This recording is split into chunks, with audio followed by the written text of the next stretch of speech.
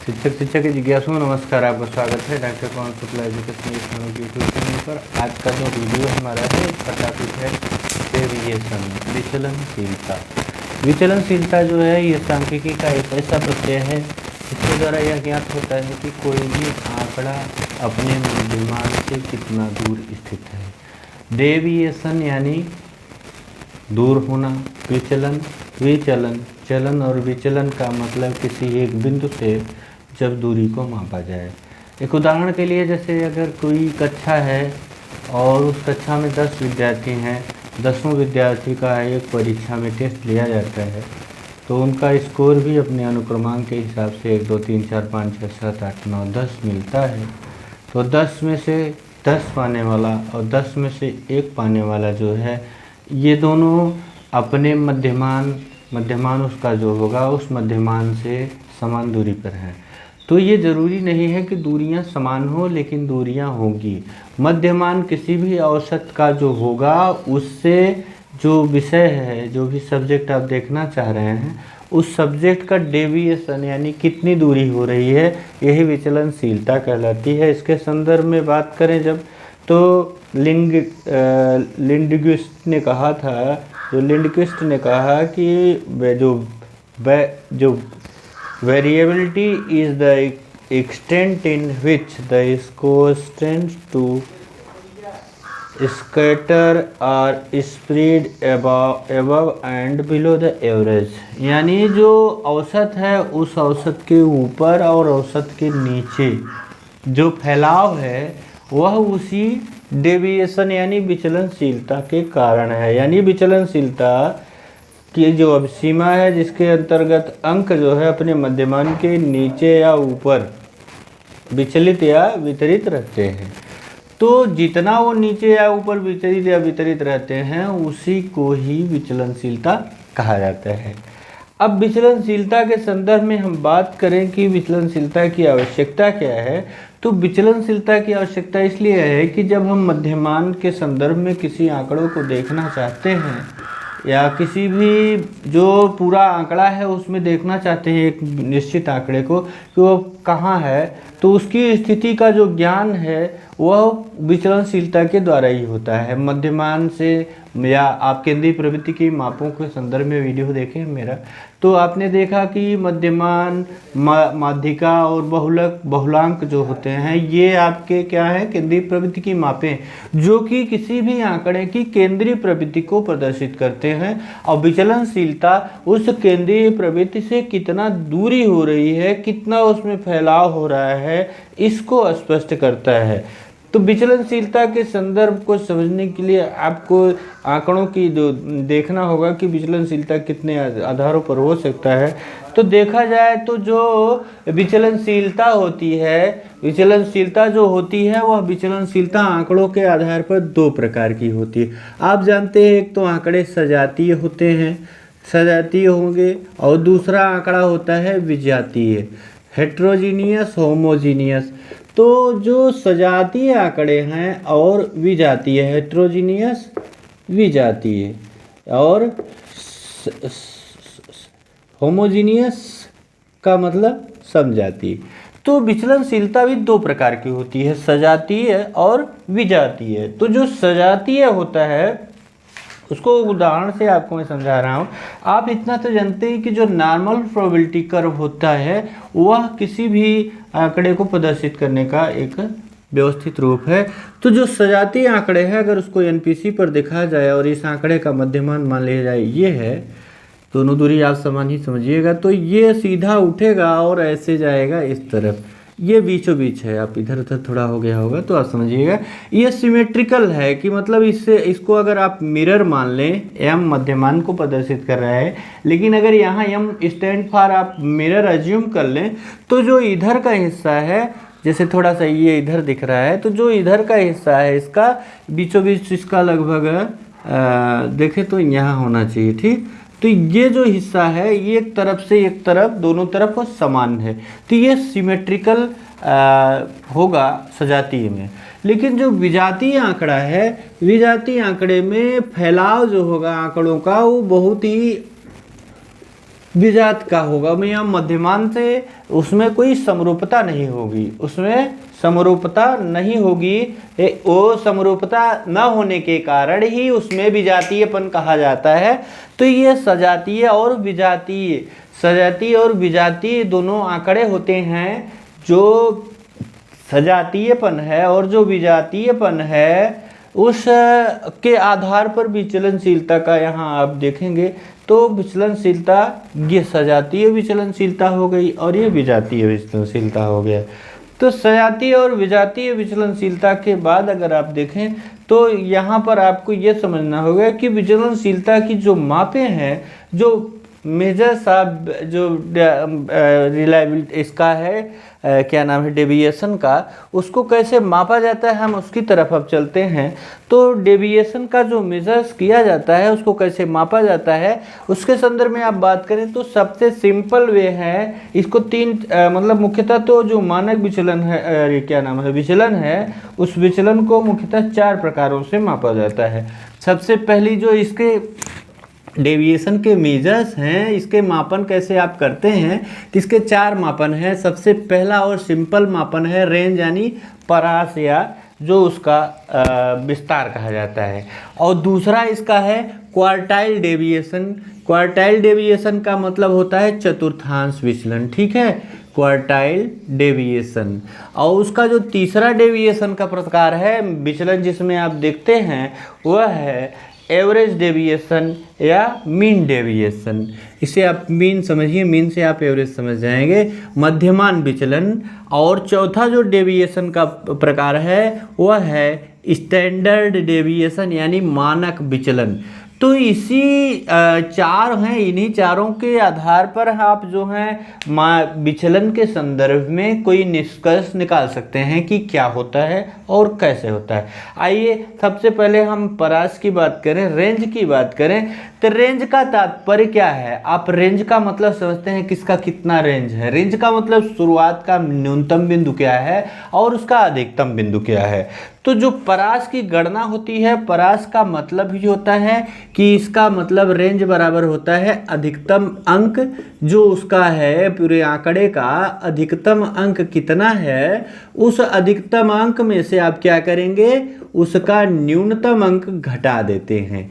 जो न्यूनतम अंक है उसको आप अधिकतम अंक से, जो आपके सामने आंकड़ा है उस आंकड़े में जो सबसे मैक्सिमम पॉइंट है उसमें से जो सबसे लोअर पॉइंट है उसे आप घटा देते हैं, तो आपको परास की प्राप्ति हो जाती है। जैसे मैंने उदाहरण दिया था कि 1 से 10 तक के रोल नंबर के बच्चे 1 से 10 तक का अंक प्राप्त करते हैं क्रमशः। तो न्यूनतम अंक 1 हो गया, अधिकतम अंक 10 हो गया, तो 10 में से 1 घटाएंगे तो कितना आएगा, 9। तो 9 जो है यह उस आंकड़े का रेंज है, प्रसार है। अब रेंज कोफिशिएंट कैसे ज्ञात करते हैं, अब जो परास का गुणांक होता है अगर आप देखें तो परास का गुणांक ज्ञात करने के लिए आप फार्मूला याद कर लीजिए, इसको इसी तरह से ज्ञात किया जाता है।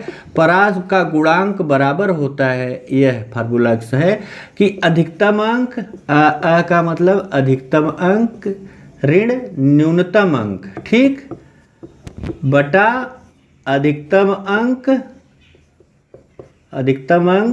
धन न्यूनतम अंक। ये आंकड़ा इसी के आधार पर आप किसी भी आंकड़े का जो रेंज कोफिशिएंट है, परास गुणांक है, उसको ज्ञात कर सकते हैं। कहने का मतलब अधिकतम अंक में से आप न्यूनतम अंक घटाएंगे और अधिकतम अंक और न्यूनतम अंक को जोड़ेंगे, जो दोनों का अनुपात होगा वही उसका परास होगा। इसका जो मैक्सिमम परास गुणांक किसी डाटा का 1 हो सकता है, 1 से अधिक नहीं होगा। उदाहरण के लिए मान लीजिए मैंने जो 1 से 10 तक का उदाहरण आपके सामने प्रस्तुत किया है रोल नंबर 1 to 10, तो 1 to 10 में आप देखिए उसी उदाहरण पर अगर आप निकाल रहे हैं, यहाँ गुणांक निकाल के छोटा सा दिखाते हैं आपको। अधिकतम अंक 10 है, न्यूनतम अंक 1 है, बटा अधिकतम अंक 10 धन न्यूनतम अंक 1, तो कितना हो गया, 9/11। गुणांक इसका कितना आया है, 11 × 88, 11 और 11 के 11 ना, तो ये 0.81 आया है। ये मैक्सिमम जो 0.81 आया। अगर यही अधिकतम अंक 10 होता और न्यूनतम अंक 0 होता तो 10/10 तो कितना हो जाता परास, मतलब ये 0 हो जाता, ये 0 हो जाता, तो 10/10 का मतलब 1 हो जाता। तो ये इसका जो मैक्सिमम किसी भी डाटा का आंकड़े का जो कोफिशिएंट होता है रेंज का परास गुणांक वो 1 होता है। अब दूसरा जो होता है ये क्वार्टाइल डेविएशन यानी जो चतुर्थांश विचलन है उसके संदर्भ में देखेंगे, फिर मीन डेविएशन के संदर्भ में देखेंगे, फिर स्टैंडर्ड डेविएशन के संदर्भ में हम देखेंगे। तो क्वार्टाइल डेविएशन का मतलब क्या है? चतुर्थांश विचलन का मतलब जैसे कोई भी चीज़ है उसके 4 भाग बांट दिए, आप किसी भी चीज़ के 4 भाग बांट दीजिए। मान लीजिए 1 से लेकर के 100% तक तो है, 25 यहाँ, 25 50 हो गया, 75 100, ये 0%, दूसरा 25% और तीसरा 50% पॉइंट 25-25 में बांट रहे हैं, चौथा 75% और पांचवा 100%। तो ये जो क्वार्टाइल डेविएशन है ये बताता है कि जो चतुर्थांश में विचलन है वो कितना है।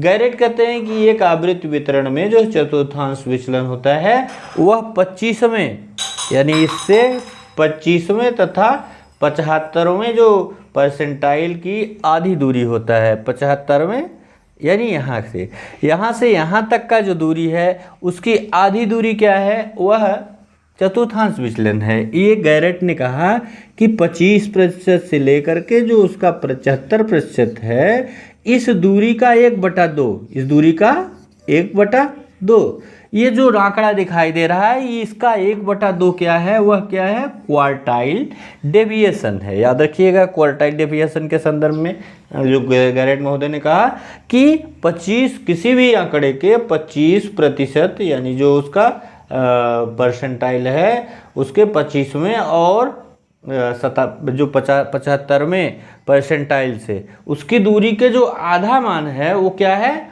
वही आपका क्वार्टाइल डेविएशन है। जो लिंडक्विस्ट थे उन्होंने कहा कि जो प्रथम चतुर्थांश Q है और तृतीय चतुर्थांश Q3 के बीच की दूरी का आधा भाग, वही उन्होंने कहा कि जो प्रथम चतुर्थांश यानी फर्स्ट Q1, इसको आप ऐसे भी समझ सकते हैं Q1 Q2 Q3 Q4, ये 4 क्वार्टाइल में इसको बांट सकते हैं। तो प्रथम क्वार्टाइल फर्स्ट क्वार्टाइल यानी Q1 और Q3 के जो बीच की दूरी है उसके आधी दूरी को आप क्वार्टाइल डेविएशन यानी चतुर्थांश विचलन कहते हैं। तो ये चतुर्थांश विचलन निकाला कैसे, जैसे अब देखिए चतुर्थांश जो निकाला जाता है इसके लिए आपको कई चीज़ें व्यवस्थित करनी पड़ती हैं। तो इसमें अंतर चतुर्थक विचलन जो होता है, जो इंटर क्वार्टाइल रेंज होता है, पहले उसको ज्ञात करते हैं। तो इंटर क्वार्टाइल रेंज निकालने का फार्मूला क्या है, इसका फार्मूला है जो अंतर चतुर्थांश विचलन है उसका फार्मूला है Q3 माइनस Q1/2। आप जानते ही हैं Q3 माइनस Q1/2। आप अभी देख रहे हैं कि लिंडक्विस्ट और आपके जो गैरेट महोदय थे उन्होंने कहा कि तृतीय चतुर्थांश और पहले चतुर्थांश के अंतर के आधा जो होता है वो क्या है, वही चतुर्थांश होता है। तो ये क्वार्टाइल हो गया। क्यों अंतर चतुर्थांश, ये मतलब अर्ध चतुर्थांश, जो अर्ध चतुर्थक विचलन हुआ वह Q3 माइनस Q1/2 हो गया। ये अर्ध चतुर्थक है। अगर IQR आपको निकालना है तो सीधा निकल जाएगा Q3 माइनस Q1। और ये क्या है, यह आपका इंटर क्वार्टाइल डेविएशन का जो है वह क्वार्टाइल डेविएशन है सेमी। ये सेमी का निकलेगा, इससे जो फार्मूला आपने निकाला है ये सेमी हो जाएगा। अर्ध अंतर चतुर्थांश विचलन तो Q3 माइनस Q1/2, और जब खाली IQR निकालना है तो हो जाएगा Q3 माइनस Q1। तो ये चतुर्थांश विचलन की गणना कैसे की जाती है, तो ये होता है अगर डाटा जो आपका है वह आंकड़ा आपका अव्यवस्थित है तो उसका फार्मूला है Q1 = n+1/4 नंबर। Q1 = क्या हो जाता है n+1/4 नंबर।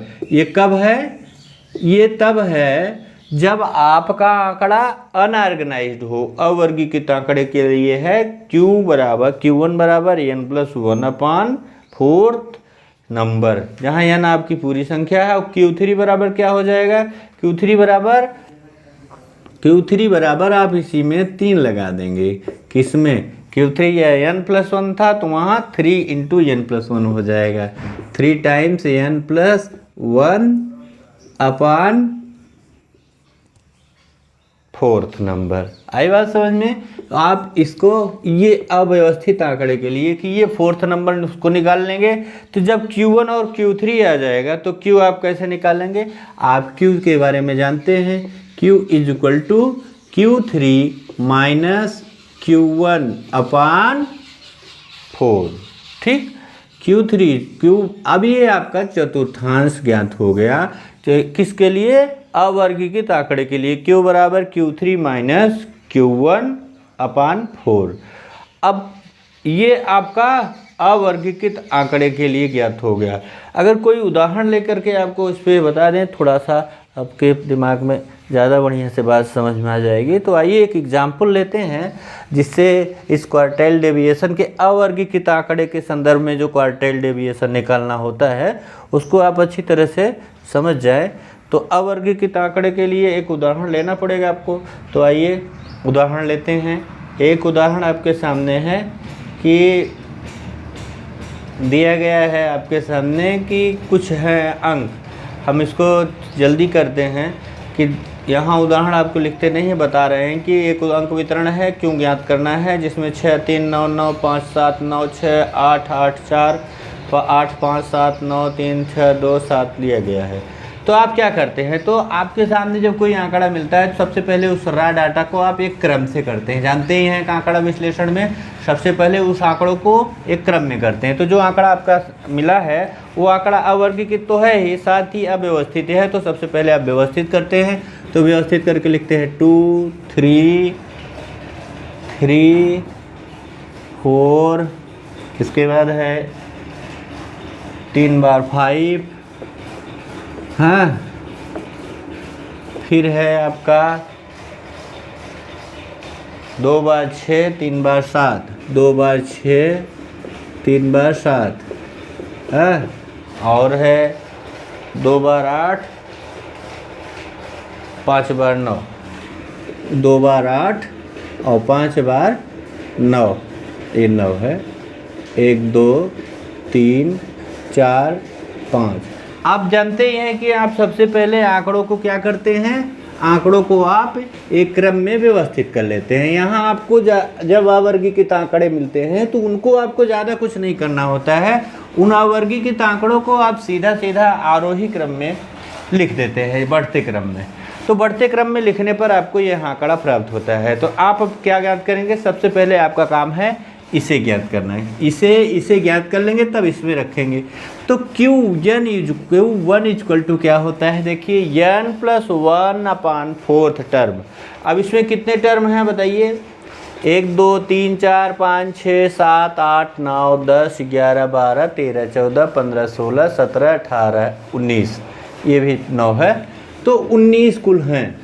तो n+1 यानी 19 - 1/4, ये फोर्थ बटा 4 करने के बाद आया 20/4 वहाँ पद, यानी 5 चौक 20, पाँचवा पद जो है यह आपका Q1 है। तो अब आप इसमें पाँचवा पद गिनिए, कौन सा है पाँचवा पद, देखिए पाँचवीं संख्या आपकी कौन है, जो आपने क्रम से किया है उसकी पाँचवीं संख्या 1 2 3 4 5। तो Q1 आपका आ गया 5, उसकी पाँचवीं संख्या 5 हो गई, ठीक है। अब इसके बाद हम बात करते हैं Q3 की। Q3 कैसे निकाला जाएगा इसकी बात करिए। तो Q3 को निकालने के लिए आप वो फार्मूला यूज करेंगे, Q3 = 3 × n+1 अपान फोर्थ टर्म, 3 × n+1, ये ब्रैकेट मत भूलिएगा, अपान फोर्थ टर्म। तो आ गया 3 और 19 × 1/4 वहाँ टर्म, ठीक। तो 19 धन 1 3 ये हो गया, और 19 धन 1 20 हो गया, बटा 4 हो गया, 4 5 से कट गया, ये हो गया 5 तिहाई 15। 15th टर्म, 15th पद कौन सा है गिन लीजिए। तो इसमें 3 3 6 3 9 3 12 3 15 कौन सा आया है आपके सामने देखिए, 15वीं संख्या का मान कितना है 9। तो Q3 कितना हो गया आपके सामने, Q3 9 हो गया। अब आप क्या करेंगे, अब आप चतुर्थांश विचलन निकाल लेंगे। इसके लिए आपको करना होगा Q is equal to Q3 minus Q1 upon 4। Q3 का मान आपने ज्ञात किया है, कितना आया है 9, और Q1 का मान निकाला आपने, कितना आया 5, और 9 में से 5 घटाइए तो 4/4 आया। कितना आया 4/4, यानी आपका डेविएशन, अरे 9 में से आपकी कहीं गलती Q1 minus Q3 minus Q1 अपान 2 है, हमने यहाँ गलत लिख दिया था इसीलिए हुआ Q3 माइनस, आपने डेविएशन का उस पर ध्यान नहीं गया। आपने देखा था विचलन जो होता है, जो चतुर्थांश विचलन की परिभाषा ही है कि वो Q3 और Q1 के अंतर का आधा होता है, ठीक है। तो Q3 और Q1 के अंतर का आधा, तो Q3 माइनस Q1 बटा 2, 9 में 9 ऋण 5/2 यानी 4/2 यानी 2। इस जो आंकड़ा मिला है, इस आंकड़े का जो चतुर्थांश विचलन है कितना आया 4/2 अर्थात 2 आया। तो इस प्रकार से अवर्गीकृत आंकड़े का आप जो है चतुर्थांश विचलन ज्ञात कर सकते हैं। अब उसके बाद जब आप व्यवस्थित आंकड़ों की बात करें, अवर्गीकृत आंकड़ों के बाद जब वर्गीकृत आंकड़ा आपके सामने मिलेगा तो उसका कैसे करेंगे।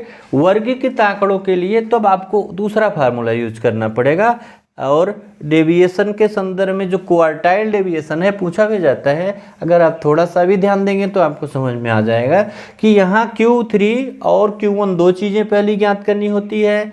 Q1 इज इक्वल टू, आप जान ही रहे हैं, Q1 इज इक्वल टू होता है n+1 अपान 4th टर्म, ये है Q1 is equal to n+1 upon 4th term, और Q3 इज इक्वल टू वही 3 हो जाता है, 3 multiplied by n+1 upon 4 term.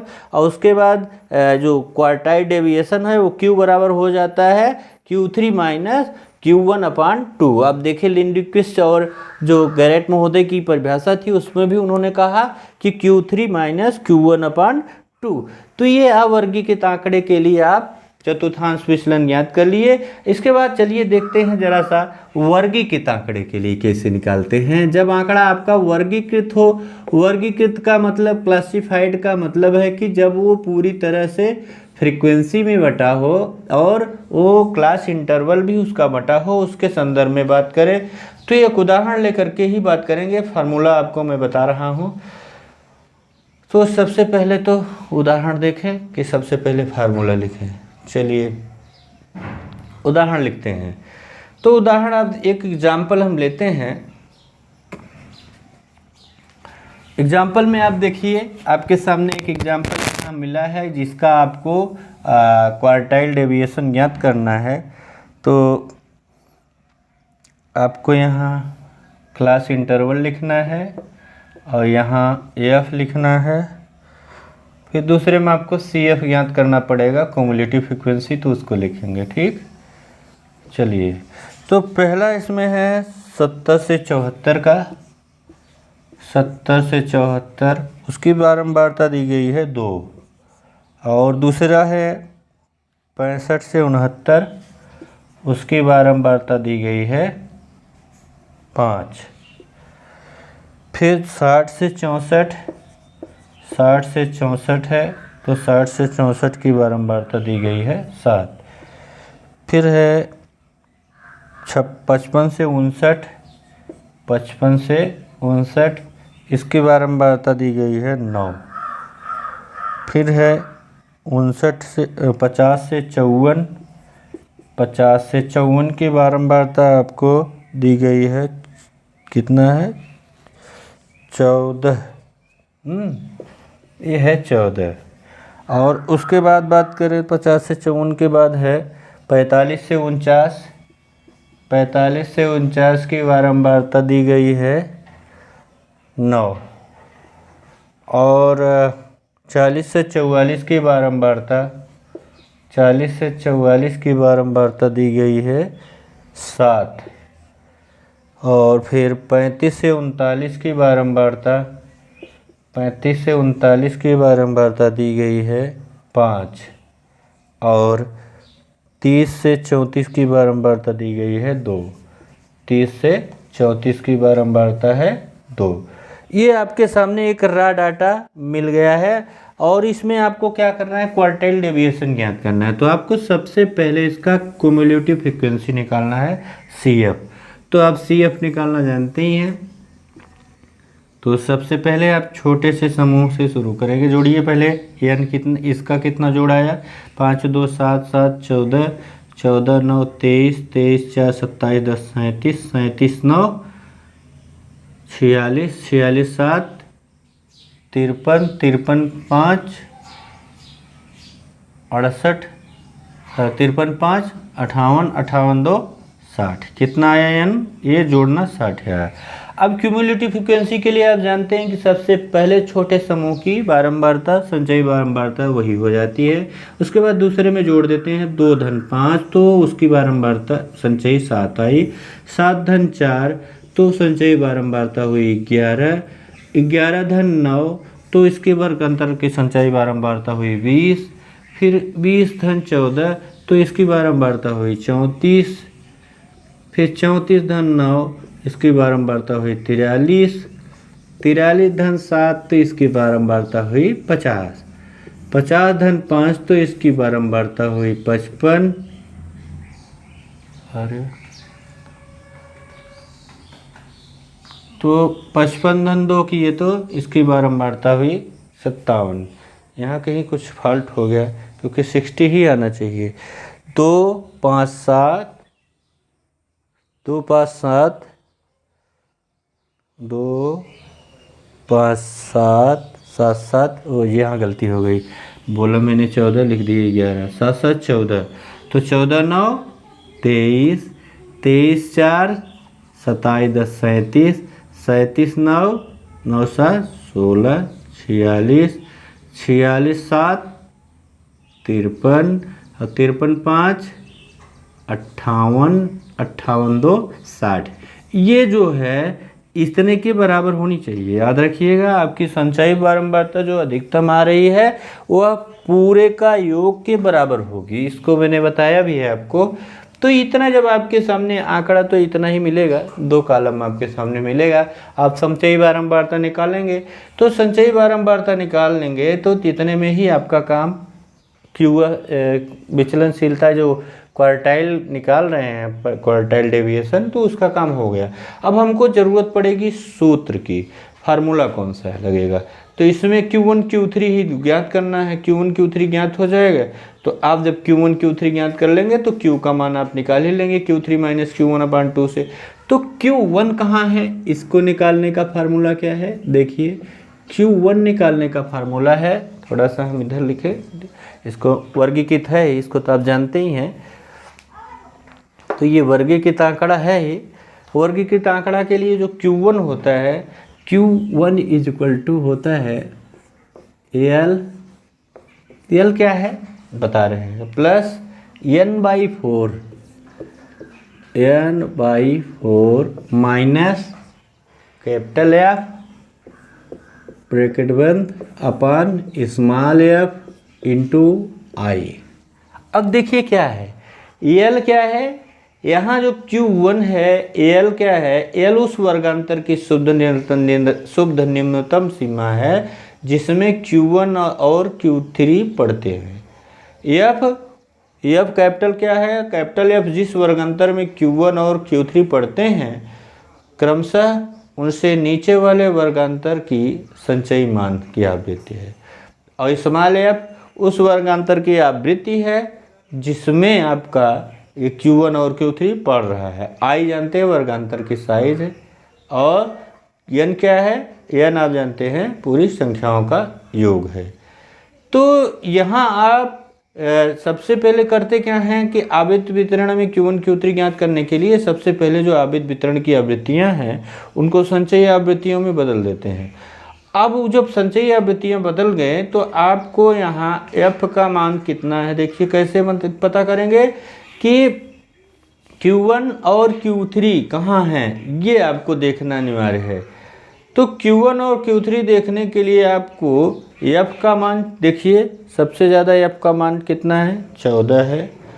और क्योंकि जिस 14 है और क्योंकि जिस वर्गांतर Q1 में पड़ता है उससे ठीक वाले जो नीचे की आवृत्ति है 14 है, तो L का मान 44.5 लिया जाएगा। ये 14 है क्वार्टाइल डेविएशन में।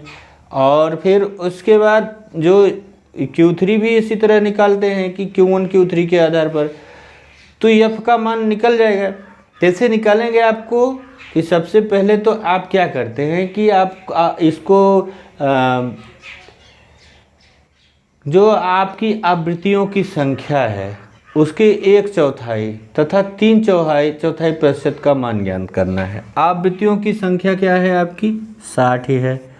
तो 60 का 1/4 कितना हुआ, 60 का 1/4 15 हुआ ना। और 60 का 3/4 यानी 3/4 कितना हुआ, ये सबसे पहले आपको ज्ञात करना है। कितना हुआ, 15 या 45। ये 15 और 45 दो चीज़ें निकली आपको Q1 और Q3 के साथ दोनों आप ज्ञात के लिए। तो Q1 के आवृत्ति मान तथा Q3 के आवृत्ति मान को दो अलग अलग रेखाएं आप दिखाएंगे।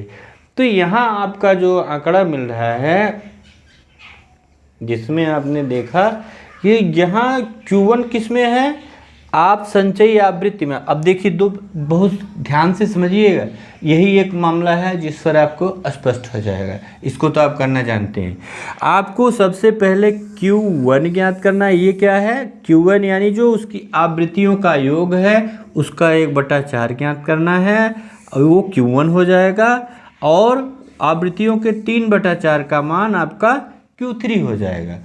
तो Q1 और Q3 को अब आपको संचयी आवृत्ति में देखना है। Q1 का मान कितना आया, 15।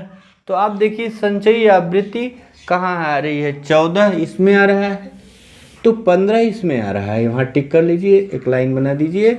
ये हो गया आपका Q1 का कॉलम, जिसमें आया वो Q1 का हो गया। बात समझ रहे हैं ना। देखिए Q1 क्या मतलब हो गया कि n/4, n/4 किया आपने तो कितना पड़ा हो, n/4 आपने किया तो वह 45 से 49 वाले ग्रुप में पड़ा Q1। और n/4 इंटू 3 किया यानी 3 टाइम्स 4 जो 3/4 किया संचयी जो आवृत्ति का योग है, तो आया 45।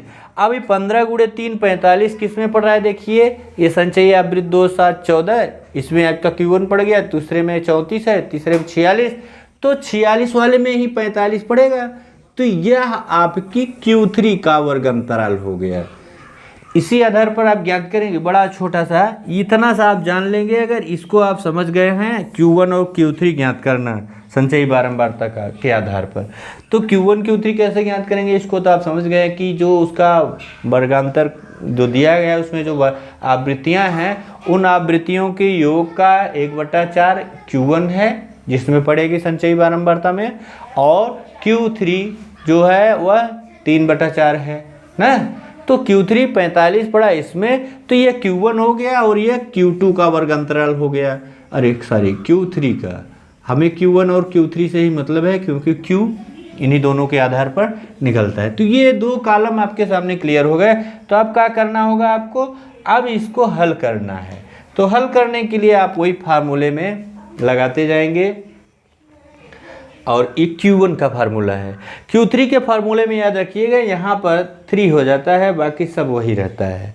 इसे Q3 का फार्मूला आप लगाएंगे तो जो Q3 का फार्मूला होता है वो ये हो जाएगा L + 3n/4 minus capital F अपान स्मॉल f और ब्रैकेट बंद और पूरे गुणे I। ये आपका हो जाएगा Q3 का। तो चलिए Q1 निकालते हैं। तो Q1 में आप देखें L किस में पड़ा, 45 में, 4349 में यल है ना, तो इसके लोअर लिमिट को प्योर लिया जाता है। तो प्योर का मतलब 44.5 हो गया। धन n/4 यानी n का मान 60/4 ऋण। अब एफ देखिए यहाँ क्या है, ये कैपिटल एफ क्या है और स्मॉल एफ क्या है। हमने बताया कैपिटल एफ जिस वर्गांतर में Q1 और Q3 पढ़ते हैं, हाँ, क्रमशः उनसे नीचे वाले वर्गांतर की संचयी आवृत्ति का मान है। तो यहाँ एफ कितना होगा, यहाँ पर एफ का मान कितना है,